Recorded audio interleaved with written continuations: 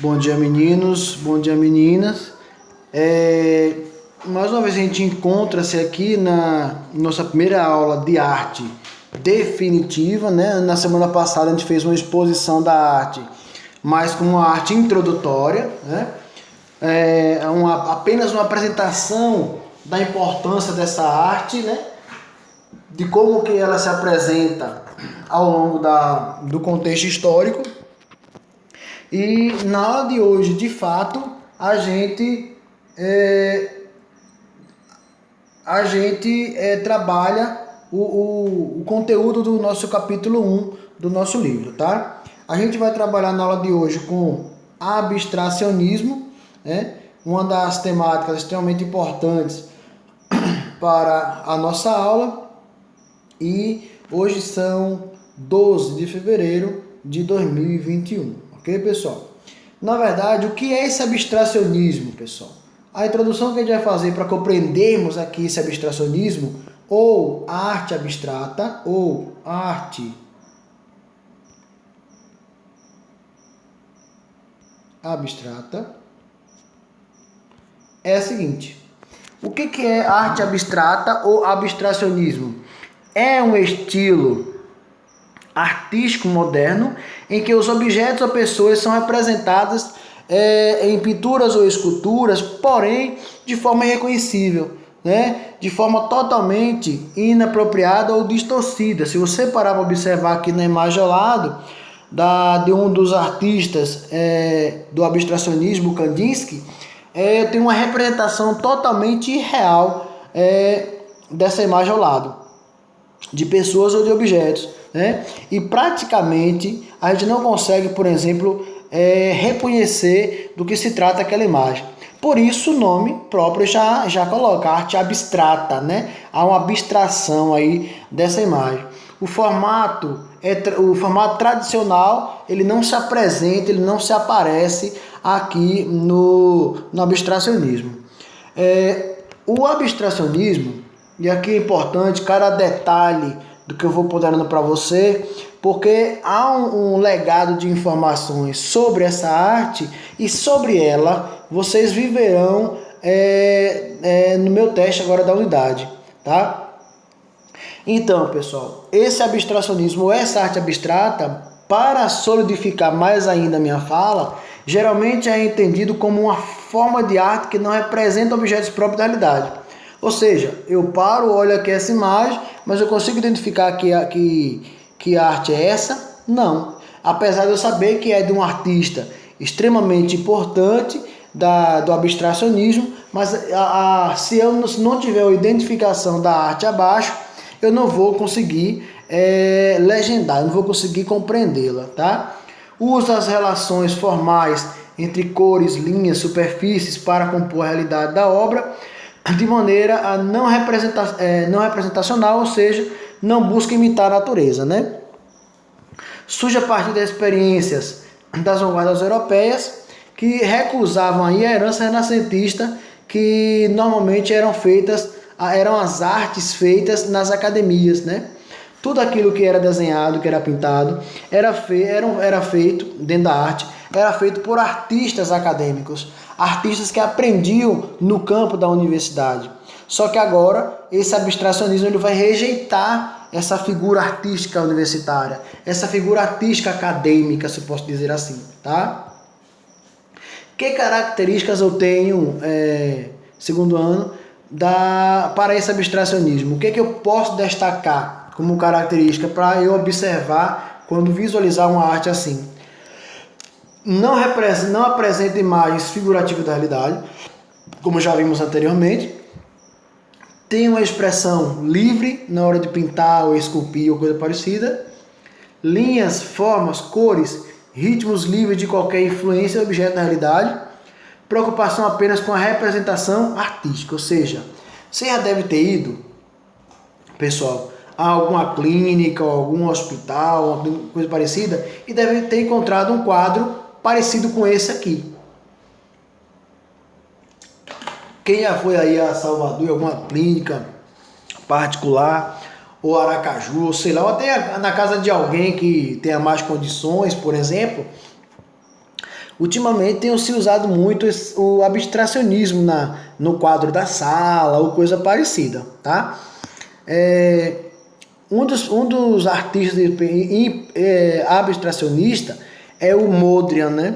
E o Mondrian, ele vai colocar a arte abstracionista ou abstracionismo como absoluto, né? E o que significa isso, pessoal? Diante do pensamento do Mondrian na arte, né? Ele entende o seguinte, que a abstração é fruto de uma realidade contemporânea. Logo, eu não tinha como, por exemplo, escapar dela.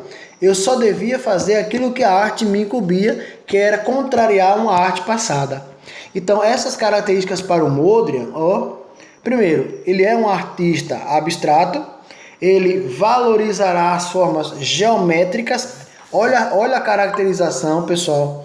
Olha a caracterização da arte abstracionista para o Mondrian, né?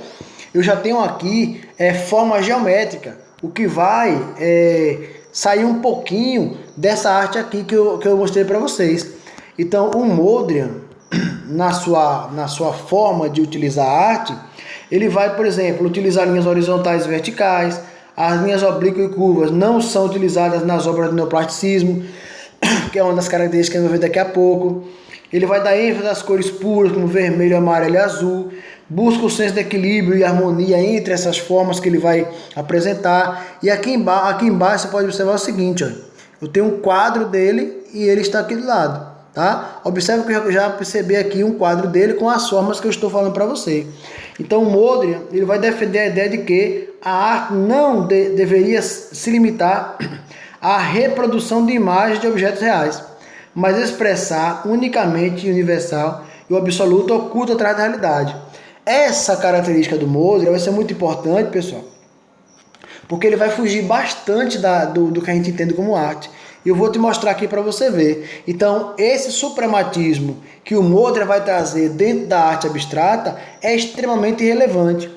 Esse suprematismo, que vamos chamar de suprematismo russo também, que eu vou ver daqui a pouco, vou te mostrar, você vai tentar entender o seguinte. Eu te mostrei aqui a abstração como absoluto no caso do Mondrian, representando as figuras geométricas no conceito de arte, e te mostrei aqui embaixo do que ele estava falando, tá? Vou te mostrar agora o suprematismo, né? Ou arte suprematista, que na verdade vai ser o seguinte: é a expressão pela redução da pintura a um espaço onde formas euclidianas de cores saturadas e planas, quadrados, retângulos, ou seja, é aquilo que o Mondrian dizia. Então a arte suprematista terá as características da arte do Mondrian, né? É ele um dos precursores desse tipo de arte, né? E ele vai trazer também, dentro dessa arte aqui, a representação como o círculo, a cruz, vai dispor de apresentar a superioridade absoluta da emoção pura dentro dessa arte. Você pode virar para mim e dizer assim: professor, onde é que está essa emoção pura nessa arte aqui que eu não estou enxergando? Né? Mas é essa perspectiva da arte do Mondrian que vai agora caracterizar-se por um bom período. Então a realidade em arte é o efeito sensitivo. E o que é o efeito sensitivo? Aquilo que eu olho e tenho o senso de perceber, né? Da cor. Então eu olho e já destaco logo as cores que ali estão. O objeto em si próprio não tem significado nenhum. Porém, aquilo que é colocado ali o que vai me chamar a atenção é a sensação através das cores, tá? É o que vai roubar a cena. E é isso que o suprematismo ele interessa dentro desse conceito de arte. A origem do nome suprematismo deriva do latim supremus, ou seja, o mais elevado, e vai ser inventado através do manifesto em São Petrogrado, na Rússia, por Kazimir Malevich. Tá? Esse é o precursor, é o nome do cara que vai dar origem aí a esse suprematismo. Em 1916, outros artistas vão publicar também no Jornal Supremo características ou artes com essas características que eu acabei de mostrar para vocês. Mas eu vou narrar para vocês aqui, citar para vocês aqui mais características dessa arte suprematista. Primeiro, a arte suprematista nada mais é também do que uma arte abstrata. Ela utiliza formas geométricas como a do Modrien, que vocês viram lá atrás, né? No espaço pictórico limitado e ilimitado, em que a tela não é circunscrita por uma moldura. Não há uma moldura, né, que circula ali aquela arte do artista.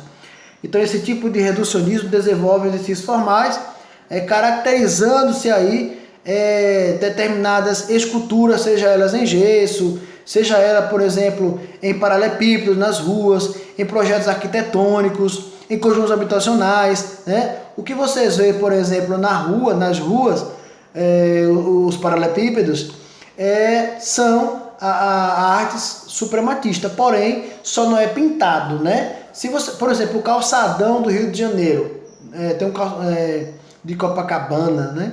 Ipanema, tem até sandálias, saias que tem aquelas características lá. É uma arte suprematista, tá, pessoal? Porém lá é preto e branco, né? Aqui são cores azuis, vermelha, cores fortes, provocantes, tá?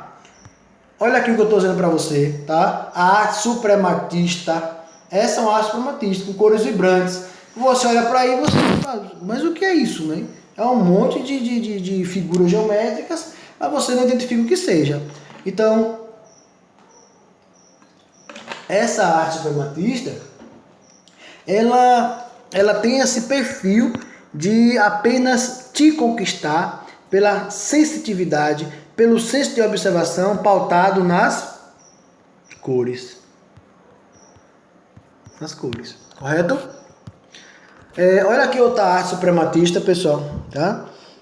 Vou te mostrando para você ficar ligado aí, ó. Isso aí também tem no seu material didático, tá? Olha outra arte suprematista, também tem no seu material didático, tá? Olha aqui, ó.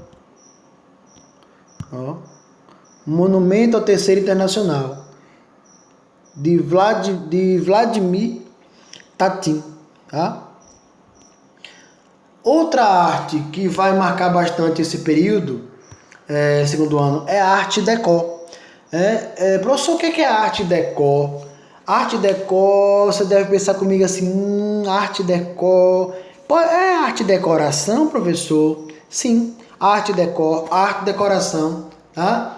Quem vai fazer, por exemplo, aqui arquitetura e urbanismo, na UFBA, sei lá, onde você for fazer, por exemplo, você vai viver muito essas características desse tipo de arte que eu estou colocando para você. E você precisa beber desses conhecimentos, seja arte abstrata, arte decor, arquitetura, né? Vocês vão ver uma série de designs, por exemplo, dentro do conceito de arte.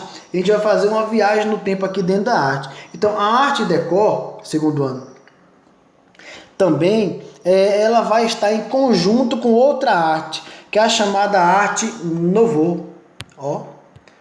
A arte nouveau. Ela mescla, né, com a arte déco. Então, a arte nouveau mescla com a arte déco, né? Como assim, professor? Veja só, arte nouveau ou arte nova.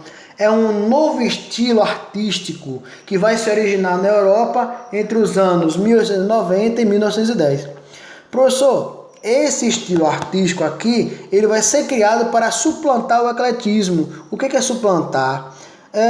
Acabar, né? Colocar uma nova forma de arte, né? Aquela arte eclética, né? Esse ecletismo que o passado trazia. O estilo vai receber diferentes nomes na época e vai ser um meio por onde os artistas vai fugir dos estilos históricos, né? Que era o impressionismo, expressionismo, esses estilos que já vinham sendo realizados logo após o Renascimento. Então essa arte nouveau, ela vai caminhar em conjunto com a arte déco, e vocês vão ver daqui a pouco algumas características dessa arte aqui. Eu vou pedir que vocês fiquem atentos quando eu for falando, para você ficar preparado em relação a cada abordagem que o professor Hélio citar.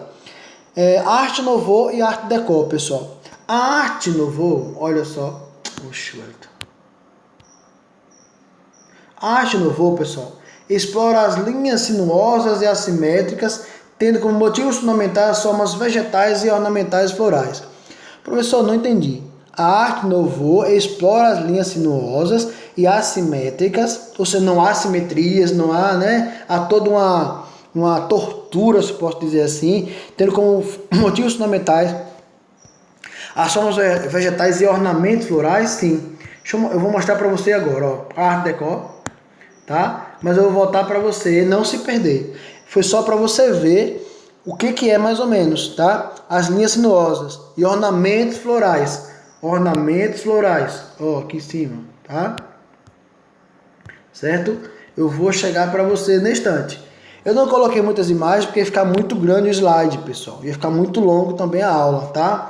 Então, no padrão decorativo, Art Deco predomina as linhas retas, circulares e estilizadas, as formas geométricas, design abstrato. Entre os motivos mais explorados estão os animais e as formas femininas. O que é interessante aqui, pessoal, na Art Deco? É uma arte para decoração, tá? E uma das bases da Art Deco vai ser o cubismo, construtivismo e entre outros estilos de arte aqui, ok? A Arte Nouveau ainda traz algumas características também. Linhas graciosas e espiraladas, arabesco, ou seja, com características árabes, tá? Entrelaçamentos de folhagens e flores no estilo floral, e o destaque aqui da Arte Nouveau vai para decoração de mobiliários interiores, criação de joias, tecidos, novos materiais usados como vidro, cerâmica, bronze, ferro e prata. Aqui eu tenho, né, a Arte Deco, nesse caso aqui numa torre, né, de um prédio. Eu também tenho aqui a Arte Deco. Vão observando aí as características que eu disse aqui anteriormente, ó, certo? Ó. E nossa próxima arte é o neoplasticismo. Professor, que troço é isso, rapaz? O que é o neoplasticismo? Olha só, de cara, de novo, eu tenho aqui algo parecido com o abstracionismo e com o abstracionismo de Mondrian, né? Lembra lá atrás do Mondrian? Então, pessoal, lá atrás, quando eu te mostrei o Mondrian, vocês viram algo que era característico com essa imagem aqui, ó. Figuras geométricas, tá? As cores azuis, branco e vermelho como destaque principal nas obras abstratas, ou na obra do Mondrian, por exemplo, ou no suprematismo, tá? Eu tenho aqui o neoplasticismo. Lembra do Mondrian lá atrás? Olha ele aqui de novo, pessoal, tá? O neoplasticismo, segundo ano, é uma característica peculiar desse cidadão aqui, ó, Mondrian, tá? Piet Mondrian. O movimento de vanguarda que vai ser dirigido pelo Mondrian. O que, professor? Neoplasticismo. É o neoplasticismo, pessoal, que vai ter características próprias, como cores primárias, pintores modernistas, essenciais para a arquitetura moderna, essa característica. E o que na verdade vai ser interessante ao observar o neoplasticismo, pessoal, que ele vai ter uma durabilidade, né? E essa durabilidade aqui, pessoal, por cerca de 15 anos, porém, a influência do neoplasticismo existe até o dia de hoje, tá? O neoplasticismo, ele vai ter duas correntes. O próprio neoplasticismo, liderado por Piet Mondrian, e o suprematismo, liderado por Malevich, tá? Eu te mostrei as duas coisas lá atrás. Deixa eu voltar para você não se perder no que eu te falei. Veja. O Mondrian, tá? Com neoplasticismo. O suprematismo. Só para lembrar você. O neoplasticismo, o principal, o precursor dele é o Mondrian. O suprematismo, o precursor dele é o Malevich, tá? Aqui a mesma imagem, ó, tá vendo? Eu vou ter só para te mostrar, pessoal. Vamos lá? Então aqui, ó. Então eu tenho esse abstracionismo em neoclassicismo e suprematismo, e você pode observar a característica dos dois, tá? Ó, vamos ver aqui. Olha aqui uma arte do Mondrian. Vamos ver aqui as cores marcantes, né? É fácil de identificar, não tenho como errar, entendeu? Ó, se aparecer uma arte com essas características aqui, com esses quadrados bem definidos, com esses quadrados aqui bem definidos e com essas cores vermelho, amarelo, azul e branco, eu estou me referindo especificamente ao Mondrian. Porque as formas do Mondrian são formas mais notáveis. As formas do Malevich já são distintas. Há uma bagunça só aqui, né, pessoal? Bom, outra arte aqui, pessoal, vai ser o construtivismo, né? Ou construtivismo ou construtivismo russo. Mas o que você precisa saber aqui especificamente é o construtivismo. Professor, que arte é essa e como surgiu, né? Primeiro você precisa saber o seguinte: contexto histórico do construtivismo. A arte construtivista, segundo ano, vai ser o primeiro movimento artístico inserido na realidade revolucionária concreta, ou seja, a arte construtivista pautará de uma sociedade que vive uma revolução, né? Então a arte construtivista ela vai estar ligada a partir de agora, não com apenas por fazer, né? Mas com uma sociedade que busca um fim político. Essa arte construtivista acreditava que podia colocar as necessidades físicas e psicológicas da sociedade como um todo, comparando-as com as máquinas de engenharias arquitetônicas. Esse processo construtivista buscava a partir de agora, pessoal, transformar a realidade social, a realidade política, numa realidade diferente da que aquela sociedade vivia. Professor, o contexto histórico aqui desse construtivismo, vamos ver o que ocorria quando ele surgiu? Vamos. Então aqui, ó, na segunda metade do século XX, a Rússia vai ser dilacerada na Primeira Guerra Mundial. E aí você sabe muito bem que por volta de 1918, quando a Primeira Guerra Mundial ela chega ao fim, a Rússia sai ali por volta de 1917 e sai arrasada. Então é nesse contexto aqui da Revolução Russa que esse construtivismo russo ele vai ter origem, tá? Com o país devastado aqui. Porém, vai surgir um estilo de arte criativa como uma forma de alavancar, como uma forma de levantar os designs, as características daquela sociedade que sofreu com os horrores da guerra e que sofreu com a Revolução Russa. Aqui eu tenho um dos movimentos artísticos, né, no salão sendo demonstrado a respeito do construtivismo, e você pode observar, tá? Ó, Tropicália, a pureza é um mito.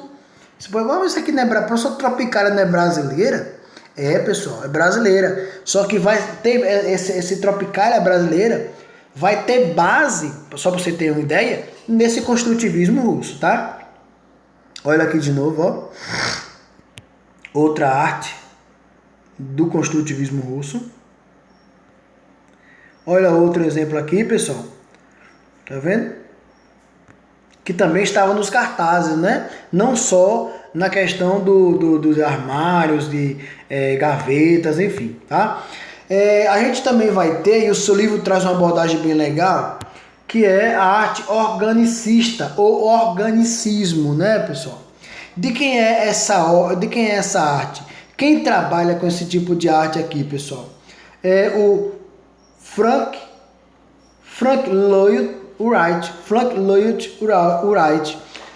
A obra de arte aqui, pessoal, caracterizará um estilo arquitetônico. Na verdade, esse organicismo, né? Ele caracteriza um estilo arquitetônico. Até trouxe aqui um slide para você compreender numa linguagem diferente, né? Então aqui, ó, a arquitetura orgânica ou organicismo arquitetônico vai ser uma filosofia que vai promover uma harmonia entre o mundo humano e o mundo natural, ou seja, a relação entre homem e natureza vai ser extremamente importante a partir de agora com o organicismo, com a arte organicista, né? Então esse homem aqui, o Frank Wright, quando ele projeta a arquitetura, ele vai projetar a arquitetura pautada numa arquitetura organicista, onde ele vê, por exemplo, as boas relações entre homem e natureza, tá, pessoal? Como vocês podem observar nessa imagem aqui, ó, nas imagens aqui abaixo. Eu selecionei também aqui algumas imagens para você entender e compreender o que era essa arquitetura organicista ou essa arte organicista, tá? Então veja aqui vocês, ó, em 1908, o Wright, né, que é o precursor da arte organicista, ele vai estabelecer 6 características para essa arquitetura orgânica. Professor, eu tenho... Peraí, só um instante. Eu tenho aqui o seguinte. 1. Simplicidade, eliminação do que não é essencial. Ora, o que não era importante nesse arte, na construção, na arquitetura, eu não utilizaria. O que é interessante aqui, se você observar, pessoal, que eu tenho aqui, ó, um circundado de vidros clareando esse salão. Consequentemente, o que é que eu não vou utilizar aqui? Luz, não vou gastar energia, tem uma série de fatores, né?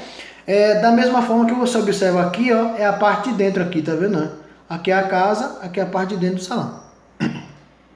2. Ter tantos estilos na arquitetura como estilo de pessoas. 3. A arquitetura deve estar subordinada à natureza. No entendimento de Wright, essa arquitetura não devia estar subordinada a um projeto urbano, mas subordinada a um projeto natural, onde os materiais que eu ia utilizar fossem materiais, por exemplo, que não fosse degradar o meio ambiente, que eu não fosse degradar a natureza. Pelo contrário, que eu fosse, por exemplo, usar a natureza em perfeita harmonia com o meu estilo de vida. Então ele vai abolir janelas, como já falei lá atrás, janelas em guilhotina, vai adotar janelas de batente duplo, que é aquele que permite abrir para entrada de ar, de claridade, enfim. Ele também opta por materiais extraídos de diferentes natureza, como pedra bruta, piso de granito, bruto, madeiras rústicas, sem acabamento, né? E esse processo é que ele vai utilizar para a construção dessa arquitetura moderna e arrojada, chamaremos aqui de arquitetura orgânica ou arte orgânica. Então, pessoal, eu quero aqui agradecer a vocês pela atenção, tá? Espero que vocês tenham compreendido. Mais uma vez ressalto aqui que para essa aula também a gente tem os mesmos trabalhos que foi orientado a vocês de filosofia e de história, tá? Para o dia 19, certo?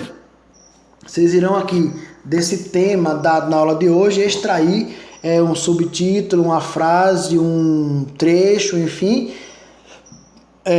anotar no caderno e trazer no dia 19 para a argumentação, ok? Juntamente com a atividade dessa temática. Então, a todos um bom final de semana e um forte abraço.